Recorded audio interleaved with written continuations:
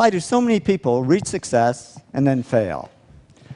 Well, one of the big reasons is we think success is a one-way street. So we do everything that leads up to success, but then we get there, we figure we made it, we sit back in our comfort zone, and we actually stop doing everything that made us successful.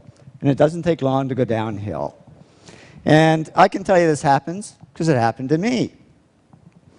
Reaching success, I worked hard, I pushed myself, but then I stopped because I figured, oh, you know, I've made it. I can just sit back and relax. Reaching success, I always tried to improve and do good work, but then I stopped because I figured, hey, I'm good enough. I don't need to improve anymore. Reaching success, I always was pretty good at coming up with good ideas because I did all these simple things that lead to ideas.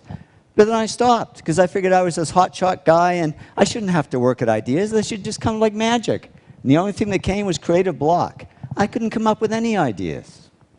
Reaching success, I always focused on clients and projects and ignored the money. But then all this money started pouring in, and I got distracted by it. And suddenly I was on the phone to my stockbroker and my real estate agent when I should have been talking to my clients. And reaching success, I always did what I loved. But then I got into stuff I didn't love, like management. I'm the world's worst manager, but I figured I should be doing it because I was, after all, the president of the company. Well, soon a black cloud formed over my head, and here I was, outwardly very successful, but inwardly very depressed. But I'm a guy. I knew how to fix it. I bought a fast car. It didn't help.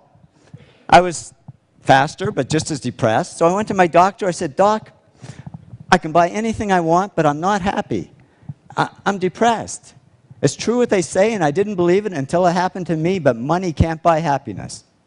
He said, no, but it can buy Prozac. And he put me on antidepressants. And yeah, the black cloud faded a little bit, but so did all the work, because I was just floating along. I couldn't care less if clients ever called.